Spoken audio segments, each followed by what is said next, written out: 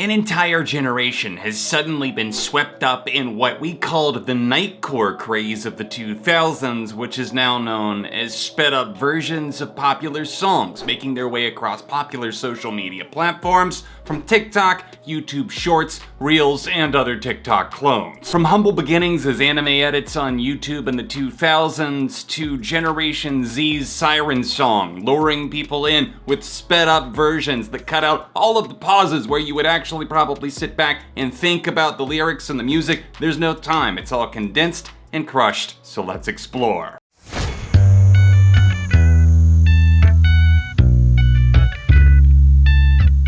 Hey neighbor, welcome back to Beyond ARTV. My name is John, and it's time for another installment of The Think Tank, the series where I take something that's been on my mind in the world of music, and then I turn it into a video discussion. If you could do me a quick favor and slap that like button and subscribe. I've noticed that a lot of you watching the videos are not subscribed. Please hit that subscribe button, and you'll be notified when I upload more videos like this. Last year I discussed the slowed and reverb phenomenon that so many people seem to be drawn to, especially in Gen Z, and I learned a lot about how music for those listeners is more about the vibe than it is the lyrical cadence or anything like that. That's obviously not a universal no exceptions rule, but slowed and reverb has morphed more into sped up, including EPs essentially being released of every single by major artists and anything that goes viral anywhere because they have to have the slowed and reverb edit and then the original and obviously the sped up version too. Nightcore's origins trace all the way back to Norway in the year 2001, or depending on who you ask, Google says 2002. You have your Nightcore on one side of the universe, and on the other is slowed and reverb, or else anti-Nightcore. And as those two have grown to polar opposite ends, it leaves the middle feeling a little bit weird. Nightcore traditionally smooshes the song about 35% faster, cranking the beats per minute up to about 160, somewhere in there to the 190 range. Typically, Nightcore was associated with electronic music, and it started to cross over thanks to the success of bands like Linkin Park, who fused genres like nu metal, obviously pop, alternative stylings as well, and even hip-hop and electronica. They were a band that I remember having tons of Nightcore edits on YouTube back in the 2000s. Does it not sound weird to say that YouTube back in the 2000s? Like, it doesn't even register in my brain that it's been around for that long. Nightcore definitely was less popular during the 2010s, but it had its dedicated communities that never faltered, and you have to give them a pat on the back and say kudos for that because they stood by it, and what do you know, Nightcore had a resurgence under a bit of a different name, but the same idea. Since TikTok started to dominate the social media scene by the late 2010s, definitely during the pandemic-ridden 2020s, it started to become a thing to speed up songs and take pop songs, something that was super big, or maybe something that was underground and moody, and give it the slowed and reverb treatment sometimes, sure, but also speed it up to make something like Kill Bill sound totally horrid. Hey, cat's out of the bag. I absolutely cannot stand sped up music, and before you come jumping down my throat, this is coming from a guy who at one point did enjoy it, so for younger crowds I can see how, I guess, the stimulation of it is something that tingles the brain in the best ways, but looking back on my years as the Chipmunk Guru, which is a channel that was deleted by YouTube for copyright problems, this was the late 2000s, I was pumping the original popular songs and really all genres. I did everything from Paramore to the Jonas Brothers and back again, and I was speeding them up in this audio software, changing the pitch a little bit, and that's pretty much essentially Nightcore, except Alvin and the Chipmunks coming out in 2008 refueled its surge in popularity. Again, I have to give props to the Nightcore community for keeping things going and not letting the volcano totally stop erupting during the 2010s, because with their groups and their channels,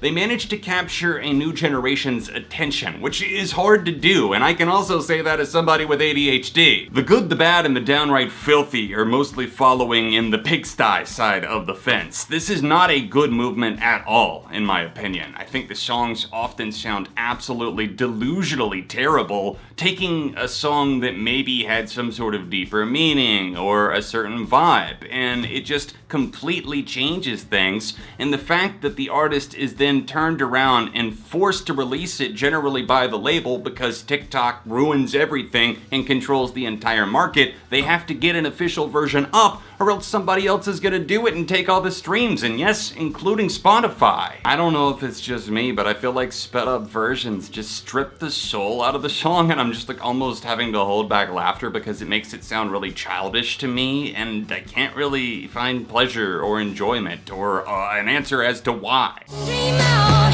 dream on, dream on, dream on. Absolutely nothing seems to be sacred when it comes to speeding things up, as classic rock is the latest victim of the trend, specifically songs like Dream On by Aerosmith getting the sped up treatment.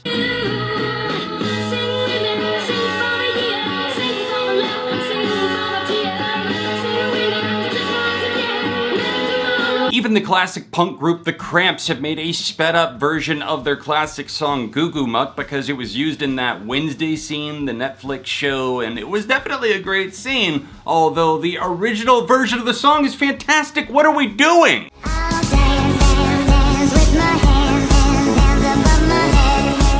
It feels like everything is more and more orchestrated these days, with labels backing it and pushing all these different versions because more streams of all these different versions of the songs. What they think is that it increases streams overall, when in reality, at least in my eyes, I think it significantly splits up the streams between the different versions. And now that I'm sitting here finishing the edit on this video, I just feel like I failed to mention one specific thing, and that's the idea that it's kind of a slippery slope if we're starting to feel like we need to trim out certain parts of songs and only this part is worth anything. It's like the get to the chorus idea, because patience is quite literally out the window. There's no time to wait around for anything, and that makes me scared for the future of music and art in some ways, because a lot of the best things that you will get and experience are slow burns. If it doesn't hit you the first time, that's okay, and it shouldn't be a problem that we need to erase.